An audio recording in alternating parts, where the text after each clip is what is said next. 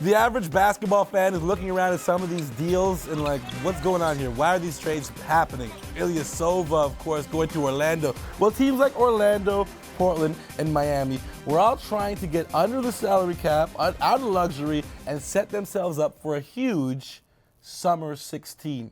Do any of you guys see these three teams specifically who did a great job today of lowering their salaries, players, in 2016? Because we've got some big name players coming out. Like, unrestricted, Kevin Durant, Al Horford. Well, I don't expect Dwayne Wade to exit Miami, but there are some guys like Hassan Whiteside who expects money. Ryan Anderson, of course, we know he's not staying with the Pelicans. Any of these guys you guys see going to any of these destinations? I'm talking Miami, Portland, and Orlando. Well, somebody's going to poison pill the Hassan Whiteside thing. He's going to get his dough no matter what happens now because they didn't trade him. So I'm looking at like a guy like Nick Batum who may end up in Orlando. Orlando's a good spot. They want to go with Hezonja on the wing, but it never hurts to have someone with experience on that team like a Nick Batum. Okay, all right. For myself, Ryan Anderson's a guy who's intrigued me for a long time. I thought that him and Asic would somewhat help Anthony Davis in New Orleans. Really? That didn't work out. But I'm sorry, I was wrong. I was thinking the same thing. I mean, for Asic, modern though? day, no, just Anderson. Modern day NBA, shoot the three ball, length at 6'10", proven scorer. I thought he probably best positioned himself, just in terms of next summer having a big pickup. No D though is the issue. That is very true. Anderson, it's not Anderson.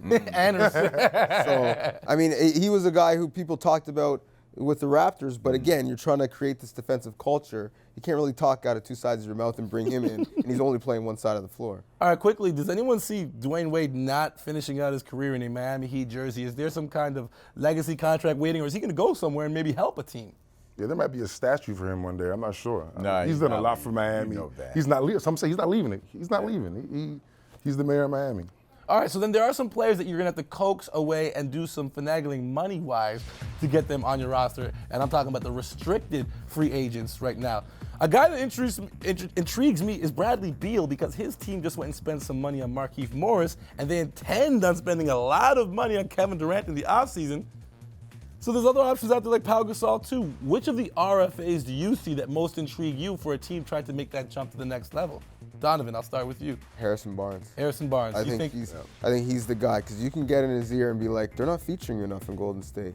You're not getting enough love. Listen to all this talk about Kevin Durant. You should be a guy who's on the side of the building. So I think he's a guy who, from a strictly ego standpoint, could be had. I don't think he has an ego like that, though. That's the funny part. I know they call him a Black Falcon. He's not a superhero, though.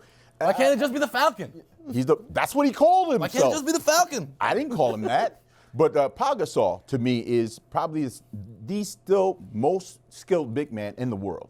He's 35 years old. I get that. But if you can get a guy like that, and you're going to get him on the cheap, I think. I really believe you're going to get him on the cheap for a team that's contending. You have a guy like Pau Gasol, he can change a lot of things in one conference or the other. Okay, I like that. I actually thought Toronto was going to go make a big push for him, but of course, defense being your feature, he's not your kind of guy. I got you to touch on Hassan Whiteside. Does Hassan Whiteside get a big payday? I'm asking. Depends how many guys he's going to knock out between now and the end of the year. For real, like he's stealing money from himself at this point. Yeah. He just keeps his head down and balls, and he'll get a big payday. Okay. It's unfortunate, I mean, he has all the talent in the world, a guy that comes out of nowhere. Great story, but clearly there's some issues there. Physically, this is the modern day center. Block shots, run the floor, catch lobs. Okay. You guys want some history here? Sure. 2011, a trade is made by the Los Angeles Clippers to get them $11 million under the salary cap. They send a draft pick, and they get back Ryan Gomes and Randy Foye. You know who that draft pick ends up becoming? Kyrie Irving. There's a little history for you. We'll be back with more on Canada's Home for Talking Hoops. This is Hangouts.